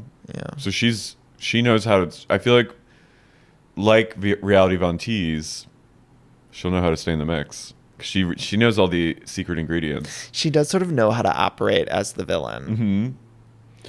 Which is crazy that she's the villain. There's like a man that literally like threw a table at his wife, and everyone's like, fucking Janet. Including myself. All of the men are like so horrible on the show, and yet somehow people like hate Janet more. Yeah. Janet's like a wicker man that we burnt the pyre. They talk about Brittany fucking Julian, who I'm still like, who is Julian? I know. They have the one photo of Julian that they have to keep showing, and it's like he's in the background of the photo. Yeah. And it's like, or the footage they have. It's like the JFK assassination. It's like, oh, he's back there. It's like, do we not have any other shot of Julian in the archives of him at Jax's tavern? Julian, Jax goes, you had sex one time and he was have sex with 5 other people. And she goes, he's what I needed in that moment. I was like, oh. I lost my sparkle. And then Jax goes, oh, the fucking sparkle. Yeah. So mean. And Brittany goes, you know, that's how I talk about myself. She's, you know, that's like, she heard that in therapy. I know. But she did, you know, she did lose her sparkle. She did lose her sparkle. And that demon took it away from her. And he should rot in hell. He should rot in hell. He did destroy, like, she came onto the show fresh and like with stars in her eyes. It is sad. Like when you look at Brittany's arc, all of it is very depressing. I mean, I know. Even I think of sometimes like, you know, I wake up in the middle of the night thinking about the boob job situation where I'm like, he forced her to become like, she didn't want that. Like that was all so dark-sided. She came like she was like fresh face, but she wanted to be on the show though. You can't, to me, you can watch a drama. I don't know what's like the darkest drama on television. Nothing will like compare to something like that. And we all, as Bravo watchers, just sort of saw it and moved on, or the Faith situation or whatever. There was like so much there that it was happening so fast on Vanderpump Rules that we all sort of just like collectively had to keep going. But when you kind of go back and think about like Jax deciding what kind of boobs she was getting and like she didn't want it, and it was all like, that's bleak. It's so bleak. It's body horror. Oh, he literally like forced her to change her. It's Cronenberg. And while that was happening, like it's totally Cronenberg. Like it was, while that was happening, cheating, fucking a woman, with having sex with a woman bed next to a woman who's in a vegetative state. If you were to see a movie like that, you'd be like, it's too crazy. It's too much. It's too dramatic. Like as a writer, a producer would be like, that's too much. Julian gave me what I needed. I was like, oh. And then with the condom situation, they talk about the condoms where like Brittany's condoms were on the floor, and she's like, well, at least I use condoms. Ew, like, pick up your condom. But why are they on the floor? That's gross, right? Like, but do you I thought that's unhygienic. I sort of thought it was Brittany wanting Jax to see the condoms, which is also very dark. Yeah, she still is in love with Jax. It's weird. Jax also, it's so scary that he like goes over and like inspects. Yeah. Like, she should get a full restraining order on him where you can't come near her house. She said he was like going through the trash to find condoms, but then like he's like, no, there were some on the floor, and it's like, what is happening here? He was like, you fuck Julian who fucks porn stars, and she's like, well, you were with OnlyFans girls. I also get really sad. Well, there was that one picture of the girl with, her name was Paige, the young woman. I'm sorry, had the fried chicken bucket. Mm-hmm. And that's like the only picture they have of her that they have to keep showing, you know? But I also just keep thinking, like, who are these women who are fucking Jax? Like, listen, it's like, it's human nature. If someone's on TV for that long and if there's a little bit of fame involved, like, people will. That's bleak.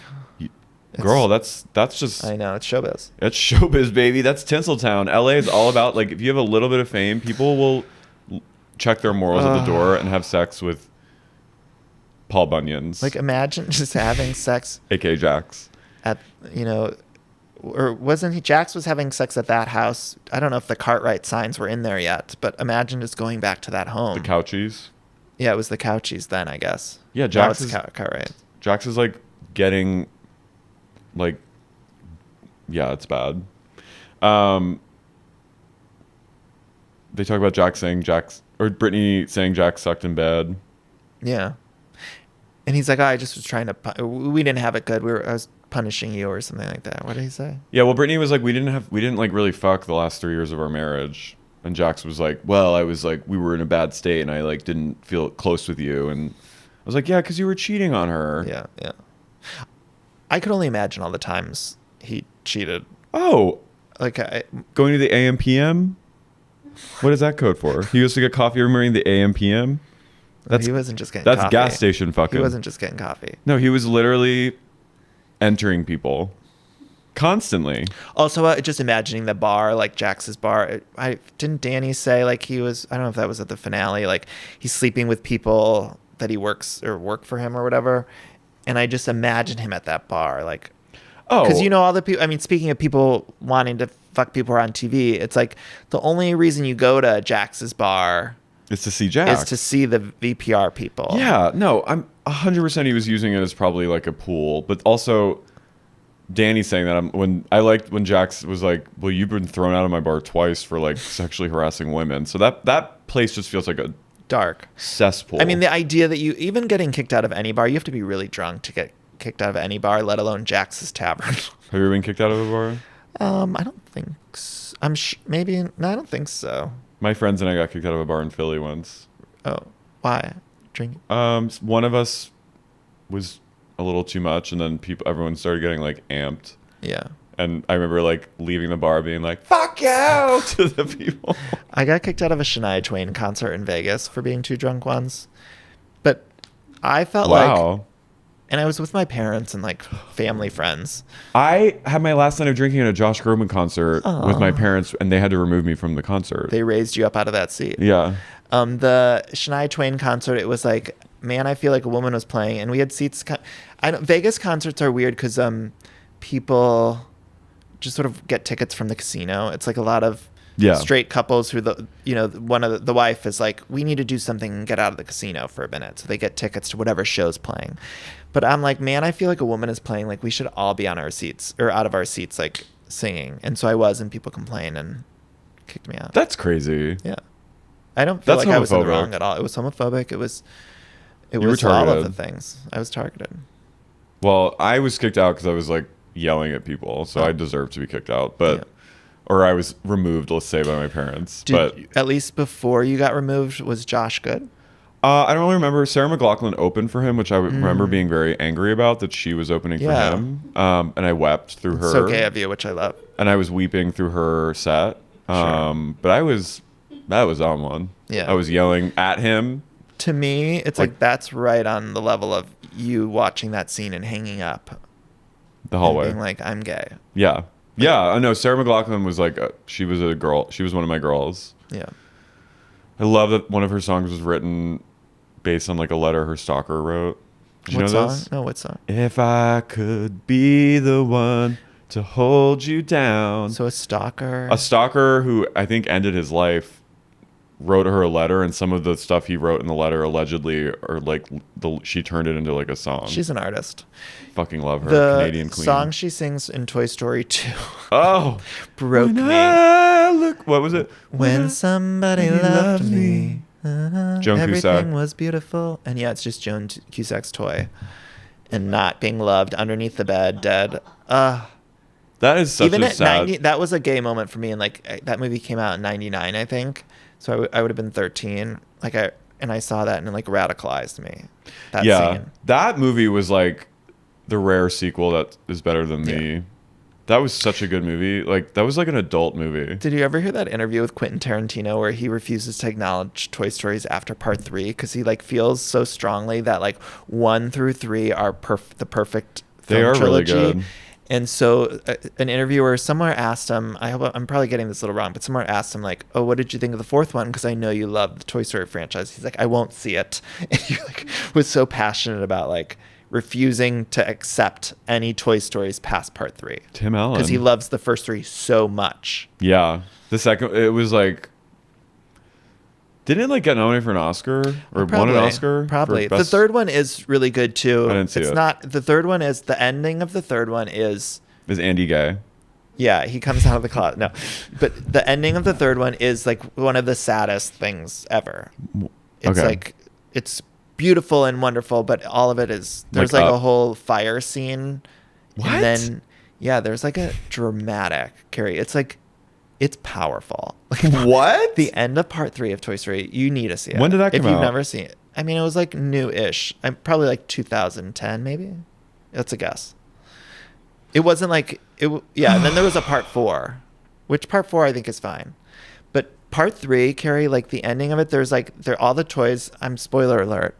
Oh my god, it is 2010. All the toys are getting caught in this no in this garbage thing and like about to be burned alive. Oh, like an and then I remember that, the incinerator, and they're all like holding hands, and it's like the most powerful scene. And then you think, you're like, okay, I was just sobbing through that scene, and you think you got moved through it, right?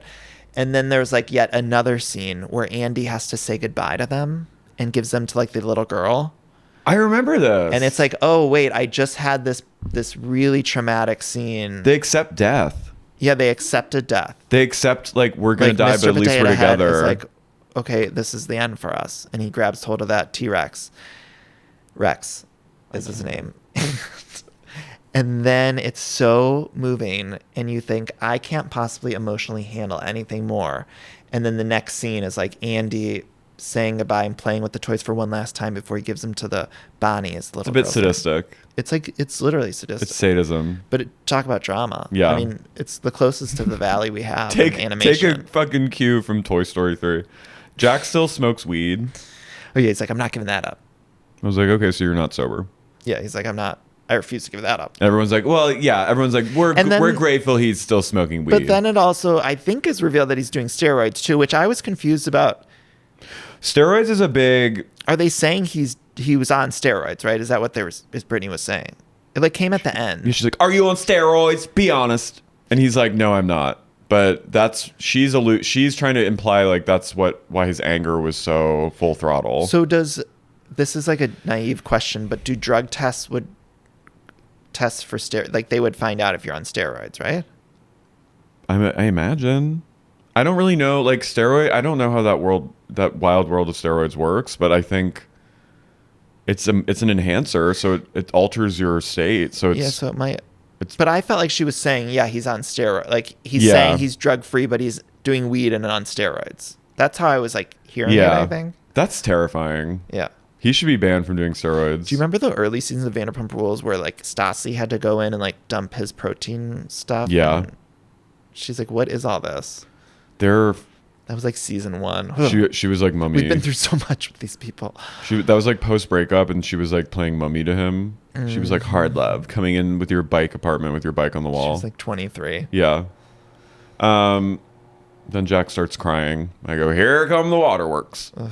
I liked when we were talking about how Jesse can like cry on demand, and then his tears literally went like back into when Michelle wasn't having his tears. He literally went. Oh my god! And Michelle's like, I just can't cry on demand. She can't cry. She can't. No, because she doesn't. I mean, she needs to. She should do an improv class. You did improv, right? Yeah. Sign up for a Groundlings class, level 1.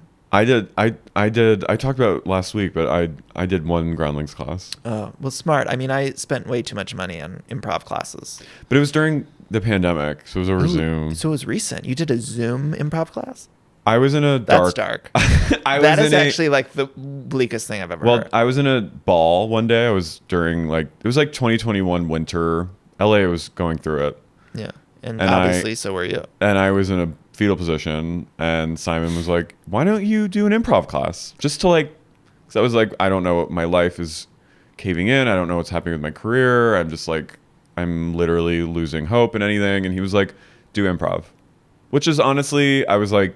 He was being a supportive partner. Yeah. And I literally had my wallet with me, and I literally was like on my side, and I took my credit card out and I went, okay. And I immediately typed in, and I signed up in like a fugue state. Okay. And then when it finally came that it was happening, I was like, oh, I actually have to do this. So you were just zip zap zapping over Zoom. Yeah. Wow. It was bad. Wow. And then there was one day where we were supposed to go in, but the Groundlings like flooded or something because of the rains. Yeah. How many years were you there? I was there for years. I did the whole program. I also did the whole I did Second City. I did IO in Chicago. Like I did improv in like Chicago and then here. That's like real improv. It was in like Chicago a lot. Like I mean, I feel deal. like my entire 20s was improvisation. So you lived in Chicago before? I did, yeah. And there was Chicago. I would like work at I remember I worked at Second City and IO. If you worked like a day a week or 2 days a week, you would get free classes. Wow. And it was just like You were in it. I was in it. And yeah. It's been a lot of time. And then I moved here and I did Groundlings, which I did love. I met like so many hilarious, wonderful people there, but it was a lot. And there's like so many politics involved. Who was like in your orbit when you were in Groundlings? Chloe Fineman was, I took classes with her. She was great. Jimmy Fowley. Do you know I Jimmy? love Jimmy. He was a little ahead of me, but I love Jimmy. And I just watched my Heidi Simon Gardner was like a little ahead of me.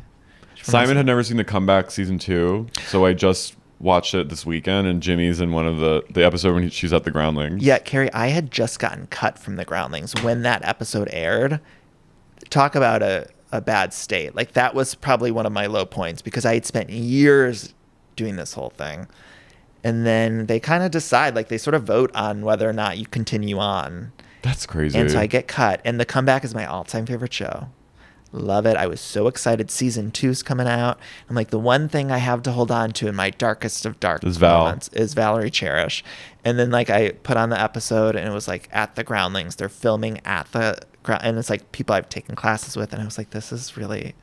Well, wasn't Lisa's like a Groundlings like legend, right? Yeah, yeah. Wow. But it was a great episode, and I can look back now, but I remember it airing and just it was like I was in a fetal position. And I was like, this is bad. That's the thing about LA. It's very compare and despair, and like you see people that you know like who are now on like billboards, and you're like, like that's just the way it is. Trying to get a job. Yeah. Yeah. Well, this was incredible. Thank you for having me. Thank you for being here. You were.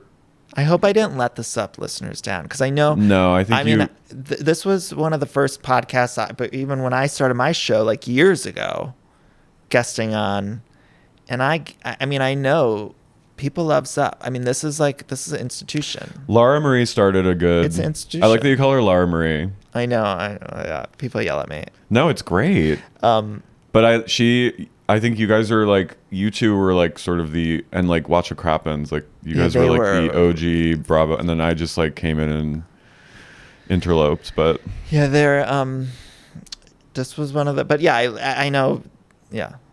Well, I love you guys, we know our listeners all love you, so like thank you. This was a treat for me. Thank you. And come back anytime. And do you want to plug yourself? Oh yeah, my podcast is called Everything Iconic. Great. I also have a couple books out. You can get wherever books are sold. The first one's How Do I Unremember This? And they're just like funny stories. Each chapter is a little story. So get it. Yeah. Prolific writer. Gotta keep the lights on. Yeah. You've got a son to raise in this world. I got diapers to buy. It's all expensive shit. Like it's crazy. Yeah. There's so much stuff and I didn't realize like how many diapers they go through. Oh, I can't imagine. It's crazy. It's shitting every minute. They're shit machines. Yeah. That's good. Pissing every second. It's like.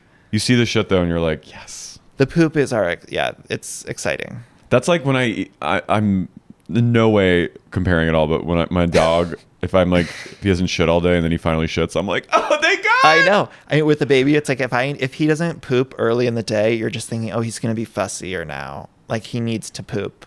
And then when he does poop, you're like, oh, thank God he's going to be relaxed now. Are you sleep training him? I mean, we're trying to like get him just not doing like. I don't know how that works. Yeah, we're trying to just get him to like take longer at nighttime things, but he's still like too young to really be doing too much with him. Yeah, I'm like, they come out of the womb. I'm like, let's get to sleep training, as if I know. There's certain like, I feel like my husband's trying to do different things like. Even getting him to talk, I'm like, he's not going to talk for a long time, but he'll be like, oh, I heard if you make this noise or whatever. So, but it's like, they don't follow that. Yeah. Well, I'm losing we'll get you back home. My mind. Okay. Do you want to help us do a shout out to our cult members? Yeah, let's do it. Nadav Haviv. Carag England. Sexy Unique Gandalf. Ro Rosengarten. Ash Kelly. One of the Dolls. Teddy the Schnauzer and Tony and Mango's Cult. Alex Delisle. Obviously. Oh. Whoa. Emily Vaughn. Gina Sapienza. Little Miss Bitch Cunt. Sarah Elizabeth from Boston. Lucy from London. Brooke Johansson. Lilla Farrell. Brittany Lilia Rindom Weiss. Farrell, sorry. Brittany Rindom Weiss. Danielle from The Brim. Mazel tov Lols. Mary. Katie Sulin. Diego and Darian, DC's Tom Ford couple. Matthew Thomas. Owsley Robinson. Kathy West. Orlando. Patron of the Farts. Nick Sitteries. Mr. Brandon. Emily. Kim Lucas. Drone. Drew from Toronto. Katie, the sup lawyer. RJ. Modern Counseling, McLean, Virginia. Jeffrey Pradama. Guys, I hope I didn't screw any of those you up. were perfect. Okay. Guys, follow Danny Pellegrino. Follow Everything's Iconic. Love you all. Bye. Sexy Unique Podcast is created and hosted by me, Lara Marie Shane-Halls, and co-hosted by the inimitable Carey O'Donnell. This episode is produced by Sierra Pavia. The audio and video versions are edited by Morgan McDonald. Production and post-production services provided by Bad Ladder. Additional production assistance provided by Jen Shad.